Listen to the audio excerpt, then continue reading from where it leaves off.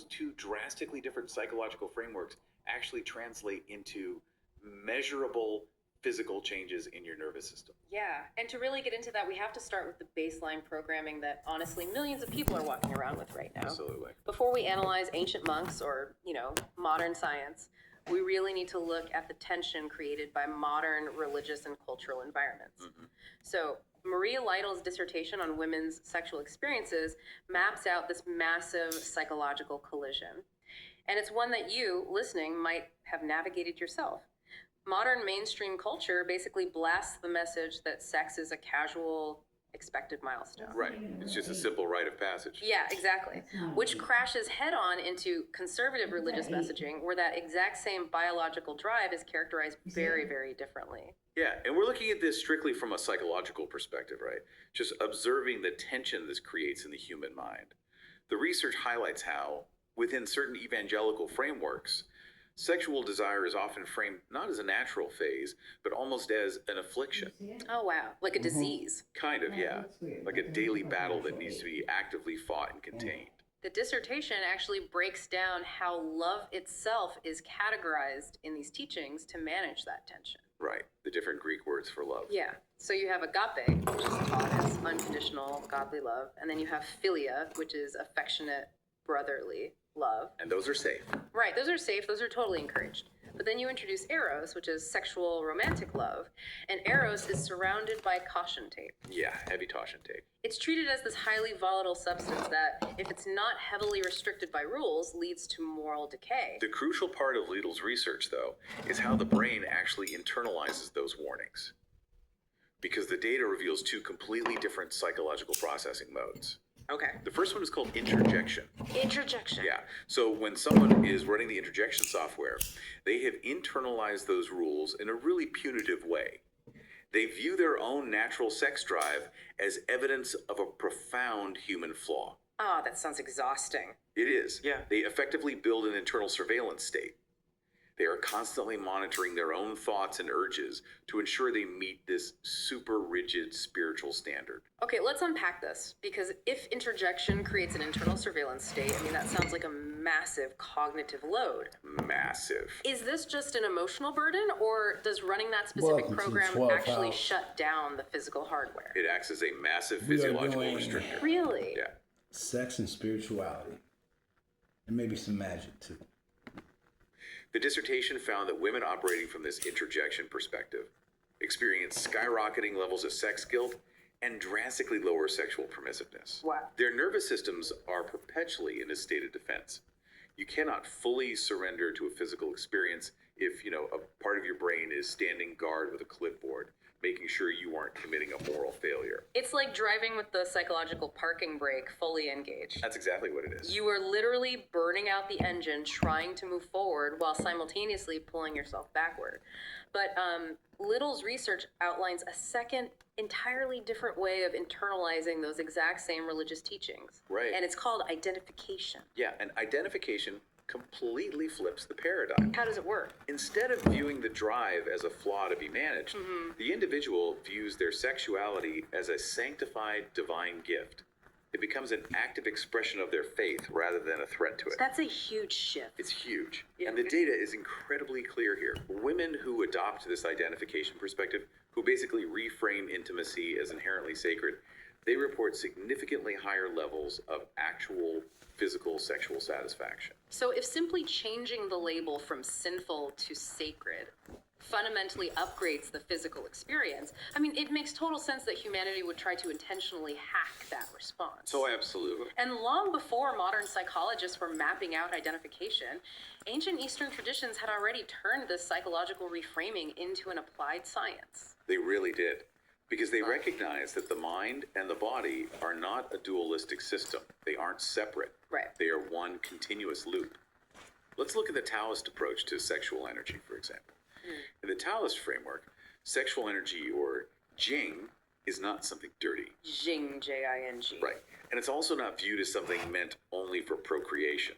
It is considered the most potent, fundamental life force available to the human body. Yeah, our sources from Sounds True on Ancient Taoist Secrets detail exactly how they treat this energy.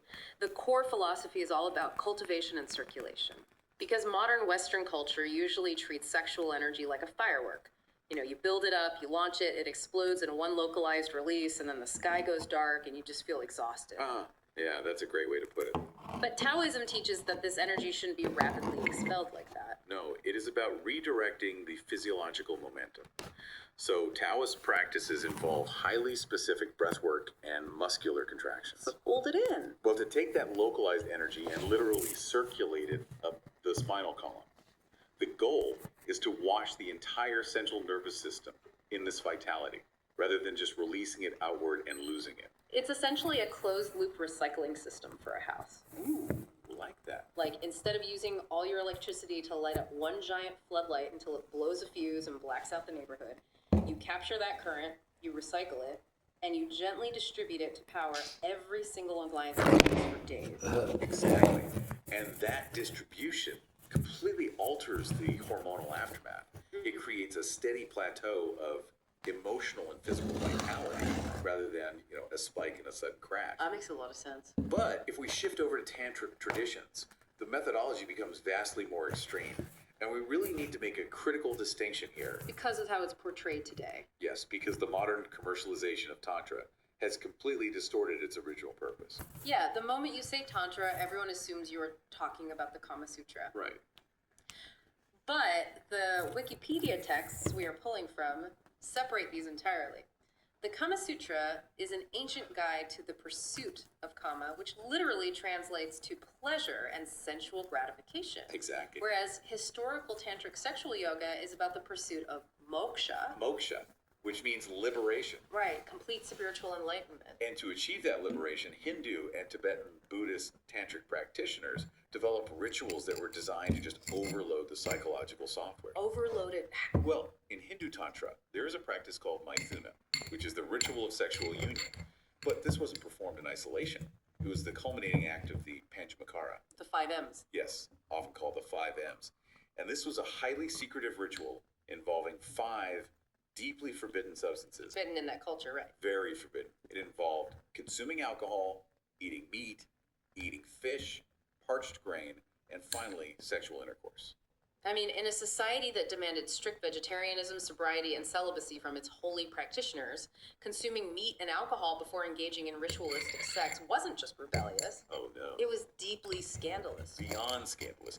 And in Tibetan Buddhism, you see the Karma Mudra, the action seal, where practitioners used consorts alongside extreme breath work like Tummo. That's the inner heat yoga. Right, which hyperoxygenates the blood and alters brainwave states. The historical texts show this evolving from literally consuming sexual fluids as power substances to incredibly intense practices of semen retention to build internal pressure. That is intense. It is.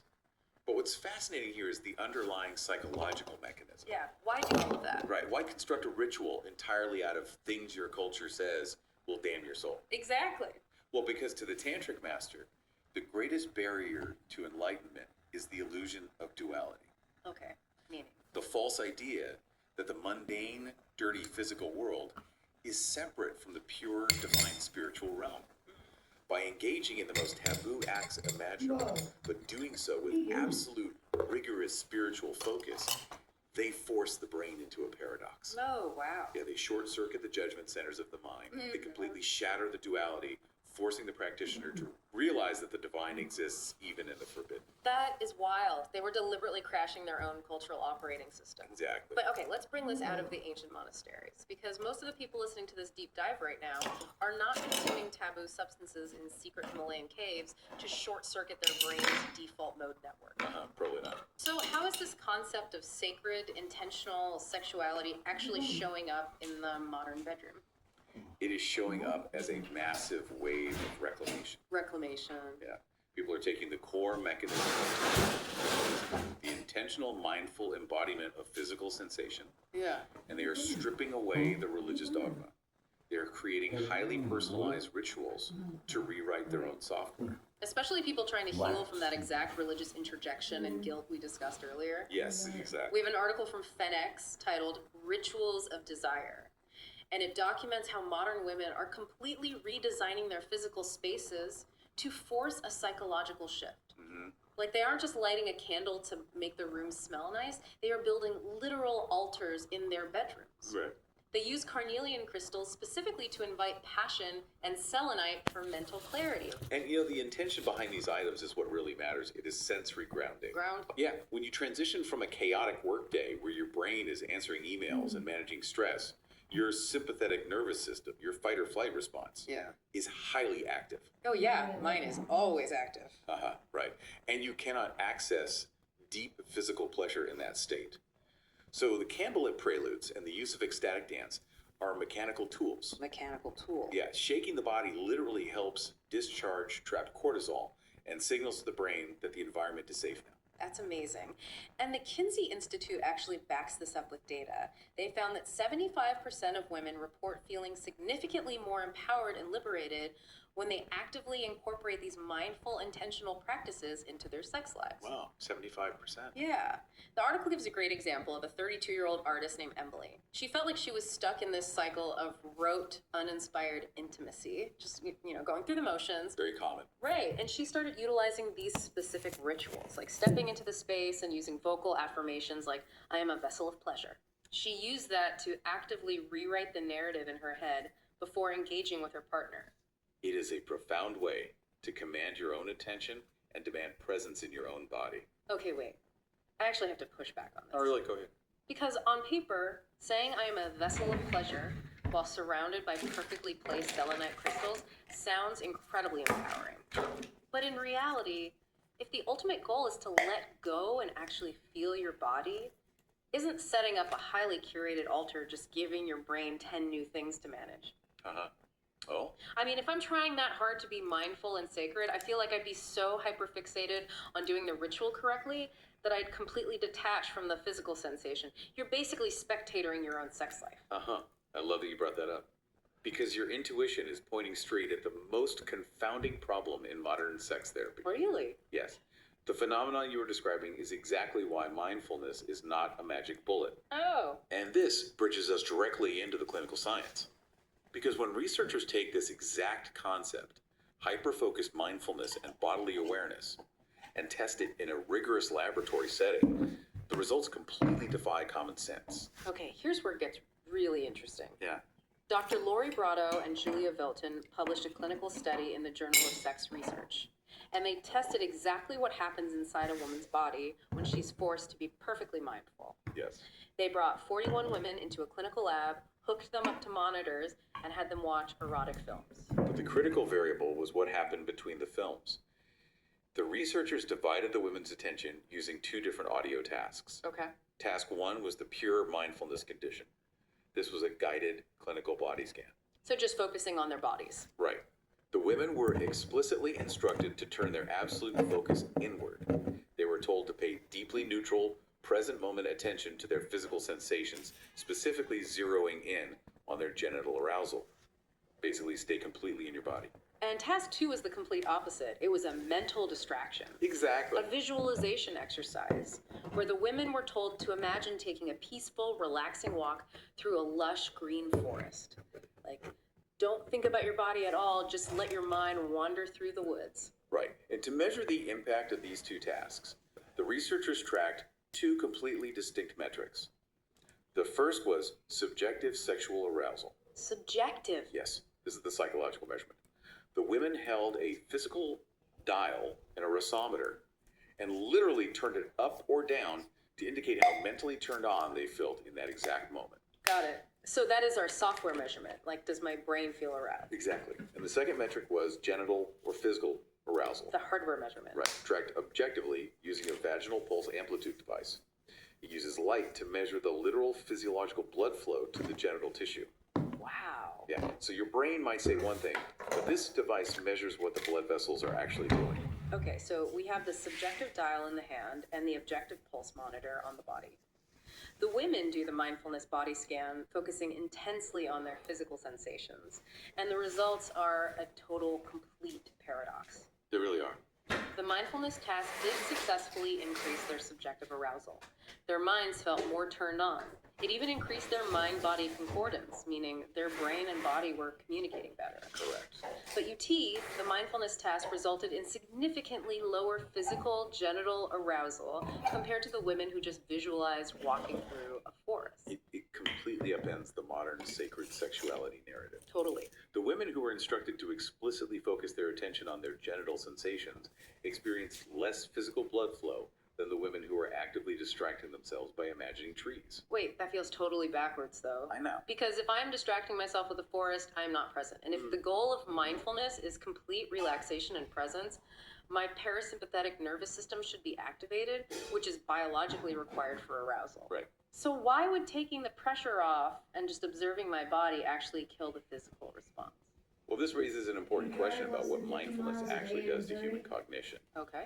The researchers dug into a psychological metric called trait mindfulness. Bullshit. They gave these women the 5-facet mindfulness questionnaire, the FFMQ. FFMQ. Yeah, this evaluates how naturally mindful a person is in their daily life. And they look specifically at 2 traits, non-judgment and non-reactivity.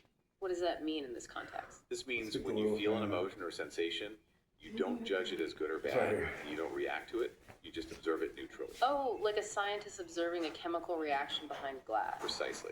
And the study found that women who scored highly in non-judging and non-reactivity actually experienced much lower sexual arousal overall. Really? Yeah. Think about the labeling theory of emotion. If you are perfectly zen, perfectly neutral, you might notice a sudden flush of heat in your chest or a quickening of your pulse. But because you are purely mindful, you don't attach a label to it. You just observe the heat. Oh, I get it. If you don't explicitly label that heat as sexual, the brain doesn't receive the command to escalate the response. That is the clinical takeaway. Pure, non-judgmental equanimity prevents the brain from categorizing the sensation. If it's not categorized as sexual, the autonomic nervous system doesn't increase the blood flow. That makes so much sense. Right. Sometimes the body desperately needs the mind to assign meaning to a feeling. It needs the mind to say, this is sexual, let's go. Yeah. But other times, if the mind is over-managing the situation, like spectatoring the altar, worrying about the crystals, or hyper-focusing on the physical sensations, the body just needs the mind to get out of the way entirely. It needs you to take a mental walk in the woods so the autonomic nervous system can take the wheel. Exactly. Wow. So what does this all mean for you, the person listening right now? We have covered immense ground today. We started by identifying how religious introjection installs a surveillance state in our minds, acting as a psychological parking brake on our physical hardware.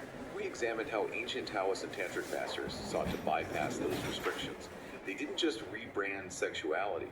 They used extreme, taboo-shattering rituals to intentionally short-circuit their own cultural programming, proving that altering the mind radically alters the body. And we saw how modern individuals are utilizing altars and intentional rituals to reclaim their erotic space from the chaos of modern life.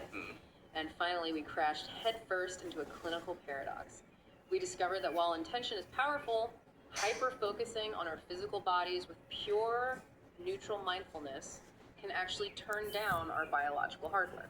Sometimes, trying to force the sacred ruins the physical. The ultimate synthesis of these sources points to the incredibly delicate balance of your own internal software. Knowledge is most valuable when you can apply it to your own life. Absolutely. You have to ask yourself, are you running hidden background programs of guilt that restrict your nervous system? Or, conversely, have you become so obsessed with the mechanics of your own presence that you are spectatoring your own life? Yeah, that's a great question. The clinical data and ancient texts both suggest the sweet spot isn't found in rigid adherence to any rule, whether it's an evangelical purity standard or a modern, perfectly curated mindfulness routine. I want to leave you with a final lingering thought to mull over today.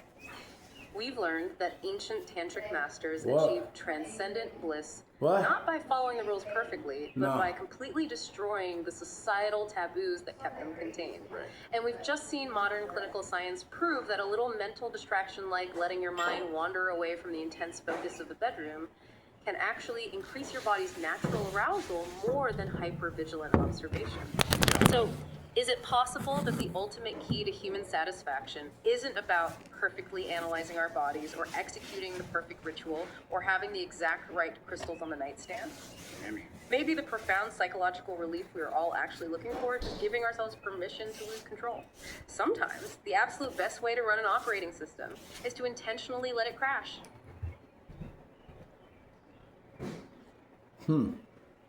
Sometimes the best way to run an operating system that's got issues is to just let it crash. Well, I don't know. That AI conversation kind of went a little sideways. I wanted sex and spirituality with a little bit of magic, and they really just kind of crammed it in there. It wasn't real specific, but did focus on a study that said, you know, watching where your attention is can help with the body and things like that. You know, so many times I want to simplify things like suffering from ED. Well, no. Sometimes you just don't give a shit anymore. Sometimes you're in such a realm of depression that what do they call it? Libido, whatever. They're just like giving a fuck. You know, wanting to get laid. That could be a problem. We're in a time where they've really psychologically made it one of the, no one's out there getting laid. Not like any other time in history. It's one of the lowest times in history. Like, we're gonna reach China numbers with the kids and all that and being regulated. And I don't think it was really necessary that we were to do that. But less people, more control. But more dead bodies is more oil. Where do you go?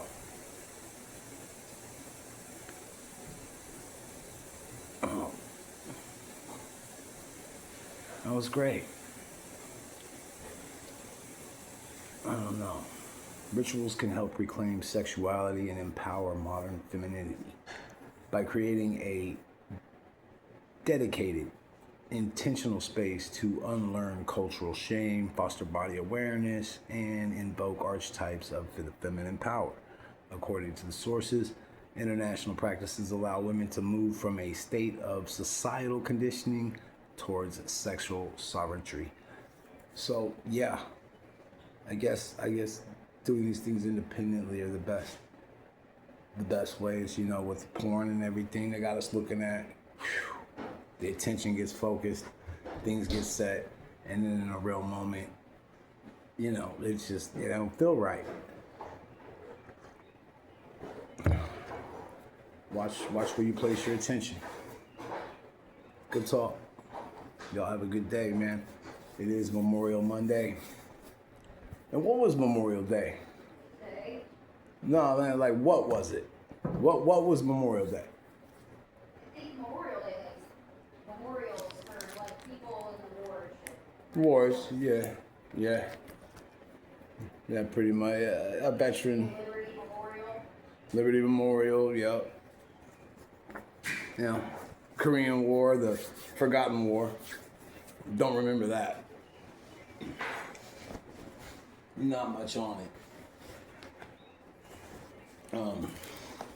What do we remember? Well, what a good question. With Uranus and Gemini. Memorials.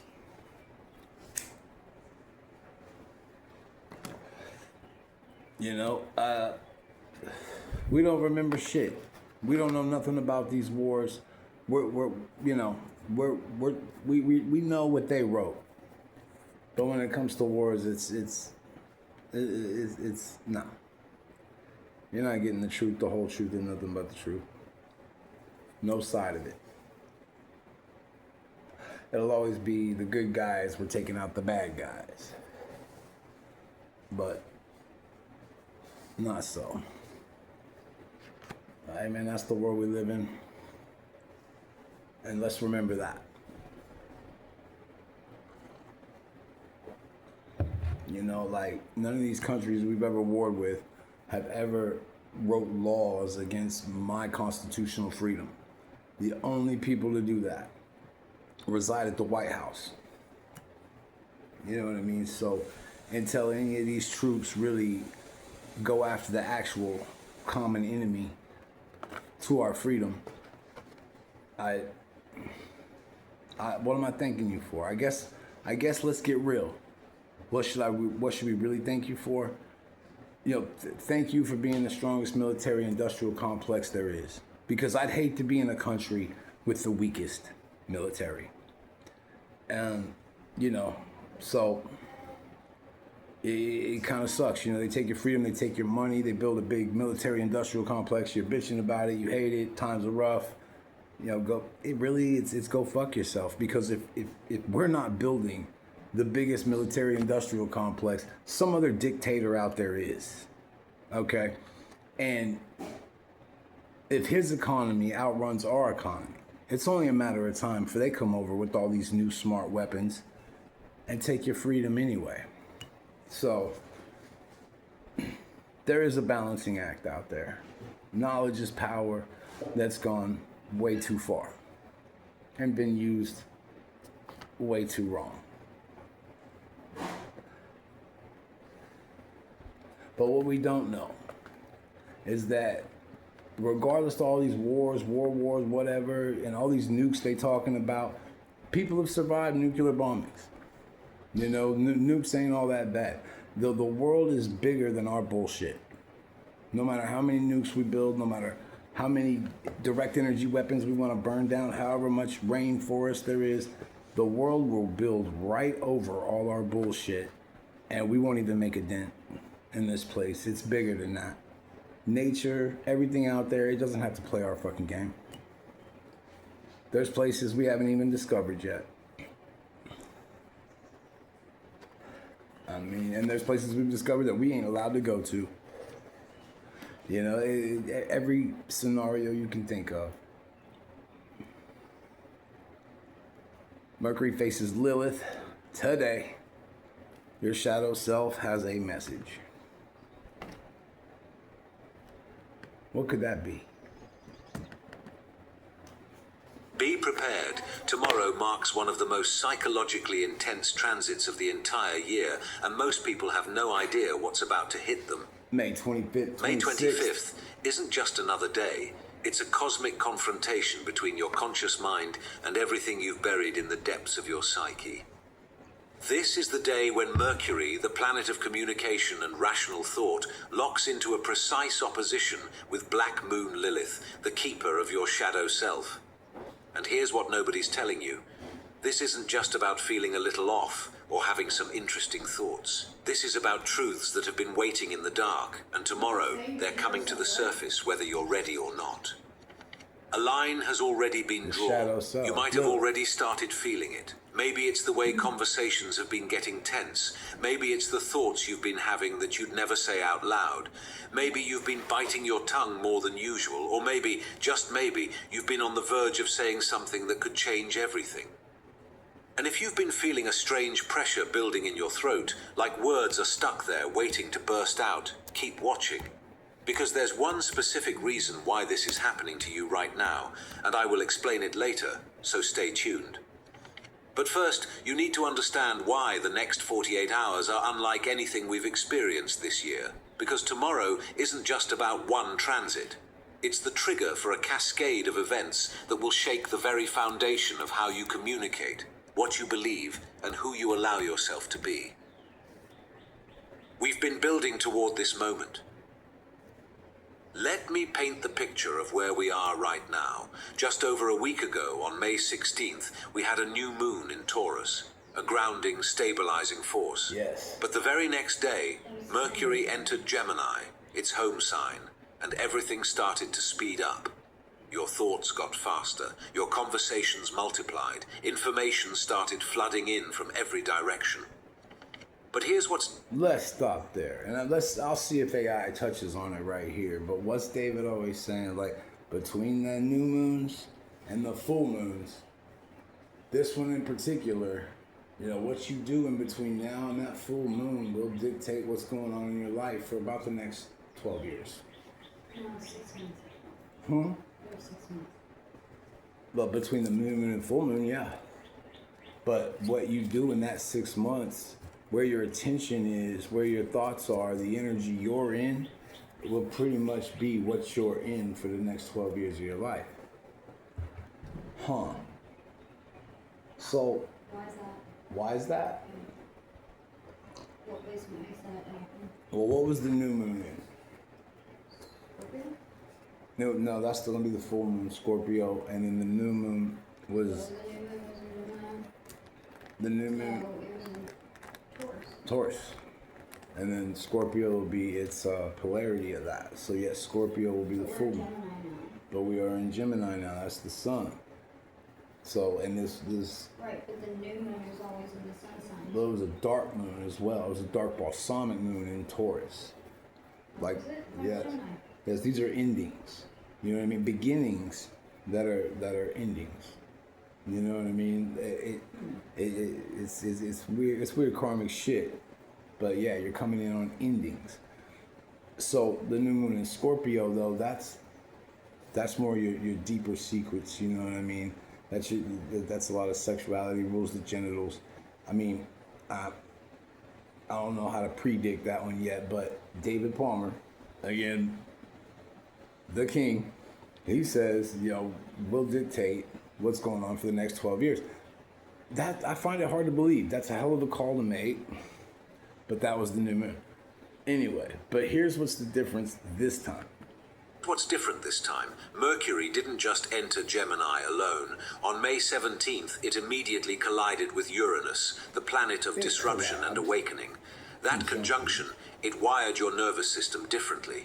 It opened pathways in your mind that weren't accessible before. Suddenly, you started seeing patterns you'd missed, connections you couldn't explain, truths that had been hiding in plain sight. For the past week, your mind has been operating at a frequency most people can't access. You've been downloading information, receiving insights, having realizations that feel almost too intense to process.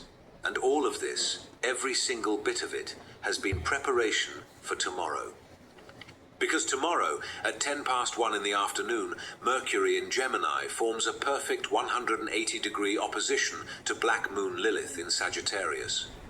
And when the planet of the conscious mind stares directly into the void of the unconscious shadow, something has to give. What nobody tells you about Black Moon Lilith.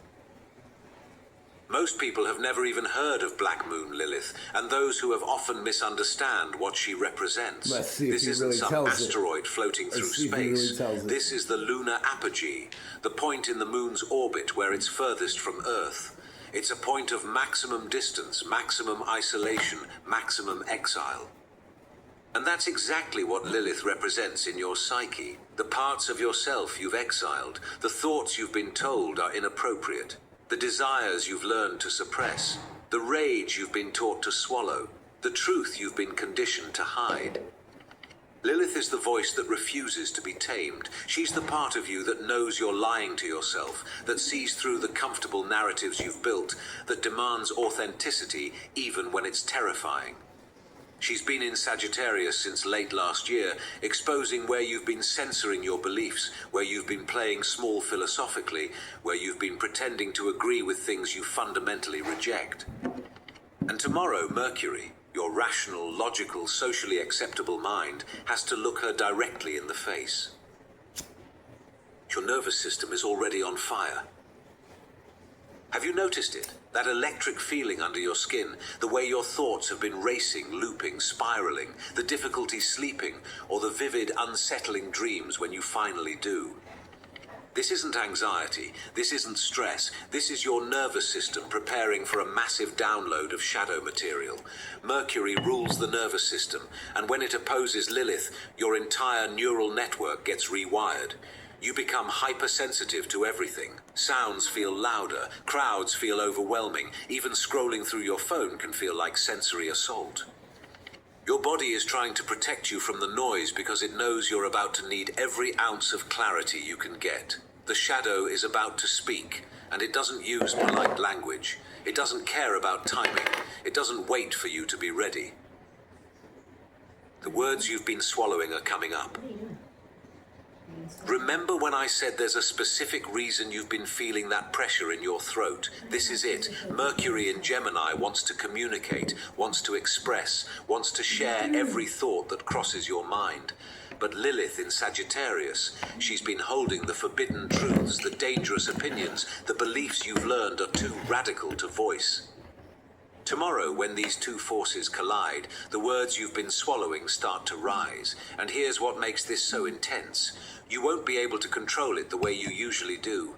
That filter you've developed, the one that tells you what's appropriate to say, when to speak, when to stay silent, it starts to malfunction. Some people will go completely quiet, terrified of what might come out if they open their mouths. The self-censorship becomes so extreme they can barely speak at all. Others will experience the opposite. Words will tumble out before they can stop them. The truth will slip through. The forbidden thought will be spoken. The thing they swore they'd never say suddenly becomes the only thing they can say.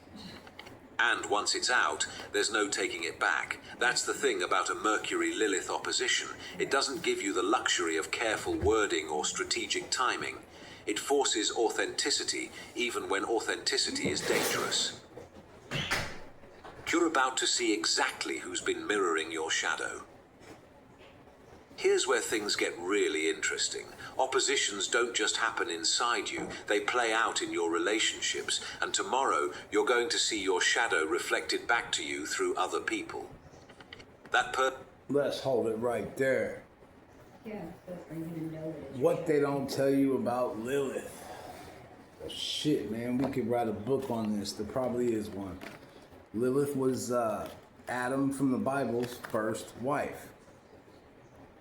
Now, unlike Eve, and this is the science is what connects it and what lets you know it's truth, because when you know those things connect and the details are there, you know the why is in place, not just the who, what, and when, and where, then it all fits together, and that's how you can discern it to be, wow, that's true. But Lilith was Adam's first wife, and she was created like Adam, 100% from God. You know what I mean? She wasn't created like Eve by taking part of the man and building her from Adam's rib. You know what I mean? So she was just as equal. Just it was balanced between that union. So she had every right to say, fuck your plan, God. Fuck this dude, Adam. I'm not submitting to this dude. I'm not living that life. We're not doing this. Jumped on the devil's Harley and rolled out to the underworld, ran that shit, did all kinds of evil shit. I could be specific, but I'm not sure on a lot of things, so study that up yourself. But yeah, she rode out to the underworld. And now Did there's, they say like she ate babies and shit? yeah, ate babies, say she ate babies, but I mean, they took babies or something like that. They would claim babies. I forget why. It didn't, none of what they accused her of on that evil shit really connected with anything that would make any sense. Because Lilith was with Adam. I mean, she didn't like the plan, but she was just as created as Adam. She had the right to do whatever the hell she wanted to do. Now, when they come through and made Eve, they built her from Adam's rib, so she's part man, out of the womb of a man, and then, of course, created by God. Whereas Adam would be all of God's creation. She's lesser of a creation. You want to hear what she did? I mean, look, what was she supposedly accused of? What was the... Well, according to Jewish folklore, Speak up. According to Jewish folklore, she was heavily demonized. In these myths, she was transformed into a night demon who gave birth to thousands of demon children daily, threatened childbirth, and preyed on newborns. She refused to submit to Adam, spoke the ineffable name of God, and fled the Garden of Eden. The angels demand. God sent 3 angels to retrieve her. When she refused to return, she was punished by having 100 of her demonic children killed daily. And it says she was the mother of demons. She is infamously dubbed the mother of demons and was blamed for various folklore occurrences such as sudden infant deaths and nocturnal emissions. Wow. Historical source, the most comprehensive account of this specific legend comes from a satirical, non-canon, whatever, medieval text called the Alphabet of Ben Sira. See, that's all bullshit to me because Modern feminist movements have reclaimed her story. She is frequently celebrated today as a symbol of sexual liberation, autonomy, and female empowerment rather than a figure of true evil. And then it says, are you exploring the differences between this mythological narrative and biblical accounts, or are you interested in how her story is adapted in modern pop culture, like shows or novels? you see, that's all pop culture and everything, but I'm gonna speak from straight down low. I believe maybe she might be above abortions or something like that. You know what I mean? Because maybe she wouldn't keep Adam's kids or whatever, or bear his children, or even the devil's children with that. You know, who knows? But maybe that's how it is. But they're gonna paint an ugly picture on her because she was an independent woman who was just as equal as Adam and said, "I don't have to do this." You know what I mean? We. You know, if he is the father, then what then shall they fear? What then shall they serve? You know, and she was more independent. She said, fuck that, and rolled out. So here comes Eve. And I mean, of course, to make women actually like us, he probably would have to make her kind of stupid. Okay, so what's he do? He builds her a part man and then a part divine creation. Okay, there we go. So here comes a woman. We'll stay with Eve, but what does she end up doing? She fucked the fucking lizard in the Garden of Eden, in the temptation, all right? Had Cain. Cain slew her and Adam's child, Abel, all right? She fled, she was ran out with Cain. You know what I mean? Her and Cain started having sex. He's part lizard. That's the devil's seed, the devil's child. Person who's been irritating Right, you. you just hold on. And now this is where your lizard people come from that they talk about, the mark of Cain. Because Cain was offspring between Eve and the serpent, whoever that serpent may be. But in any case, they were fled out, they incested, the incested bloodlines, this shit starts to add up, it starts to connect with things. You know what I mean? And was fled out. See, why would Lilith want any part of that shit? Eve turned out to be even worse. But hey, that's temptation. That's what it is. But let's continue on that one. You lately with how blunt they are, how they seem to say whatever's on their mind without caring about the consequences. That's your exiled wildness looking back at you. The communication style that triggers you is often the exact energy you've repressed in yourself. Right. What are they talking about with this Lilith energy coming into Mercury? They're just being real. Just being real, not sugarcoating shit. Just coming out and being fucking real. Like, of course they're going to demonize anything that would have you portray yourself in such a manner. You know, who would have you step into your own power and use it as you wish. You know, of course they'll demonize the shit out of you for that. He's saying that She thought for herself. She made her own decisions. And as a child of God, the creation of God, you know what I mean? The God is her father. And if that is her father, then who the fuck should they fear? Who should they serve? No one. They're the child of God. You know, and Lilith took that. And this is the last thing that society, you know, any mythology, anything written is ever going to teach you about that. But, you know, Eve was the ugly one. And here you got Christianity and all its holes and shit. Well, you got the royal family. You got the people, David Icke talking about the lizard people. I'm like, where's that come from? Well, that's where it would come from. Is Eve got tempted by the lizard, fucked that snake, had Cain slew Abel. They were ran out of, and this is documented in the Bible, ran out of that village where they were staying after she done fucked up the Garden of Eden. Ran out of that place, ran off with Cain, fucked Cain. And good to see the trash guys working on Memorial Day. Here, Shout out. Run that trash bag out. I already ran all that bullshit out. I took all the trash out. But, yeah, and that's where that shit comes from. But nobody's ever going to tell you that. I had to download that. No one ever said that. That's never been said until now. And that is just out of my own head. You know, that's not written no fucking where. But if you think about it, put it together, all the outcomes of shit like that are existing. Or maybe it's the opposite. Maybe you'll encounter someone who's manipulative, who twists words, who uses their intelligence as a weapon, and you'll feel disgusted, angry, judgmental. But here's the shadow truth. Somewhere in you, there's a part that knows how to do the same thing. You've just convinced yourself you're above it. Tomorrow strips away these illusions. The people who trigger you aren't random. They're mirrors. They're showing you exactly what you've disowned, what you've pushed into the darkness, what you refuse to acknowledge about your own mind.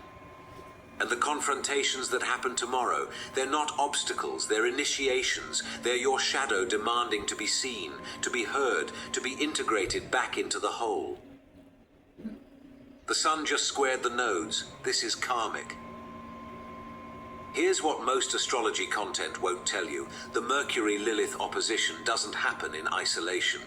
Just 4 minutes before it becomes exact, at 1:05 in the afternoon, the sun in Gemini forms a perfect square to the lunar nodes. The nodes represent your karmic path, where you've been and where you're going. When the sun squares them, it's called a skipped step, a moment where you're forced to deal with something you've been avoiding, a developmental task you left incomplete, a truth you bypassed.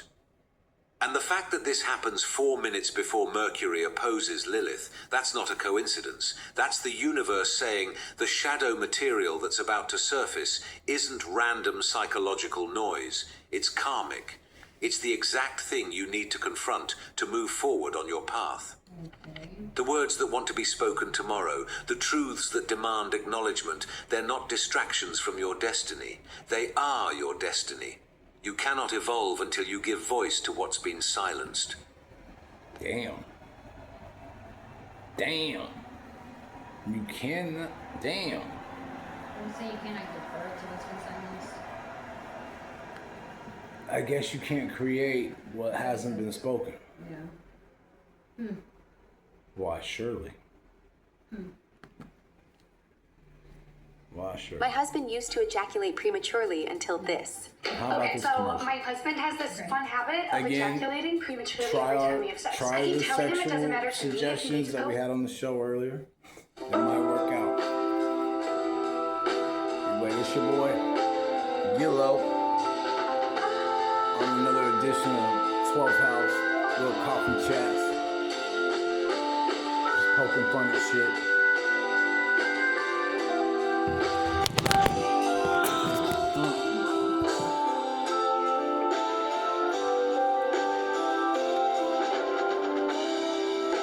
We skip the light fandango, turns cartwheels across the floor. I was feeling kind of seasick. The crowd called out for more. The room was humming harder as the ceiling flew away. When we call out for another dream, the weight of broad tray. So what, 1960s? So it London. was the later, as the miller told his tale, that her face was first just ghosty, turned the wider And if you were to look shade at of London today, pale. if you were to look at London today, like right here, it's not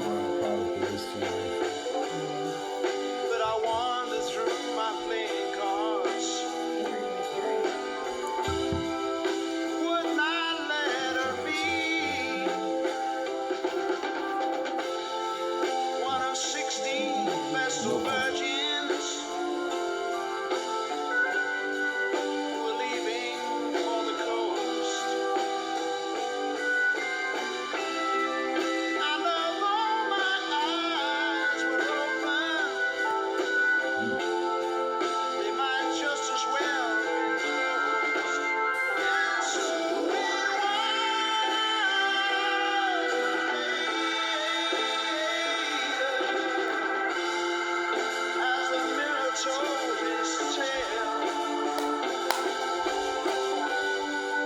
That her face at first just ghostly turned the wider shade of fair.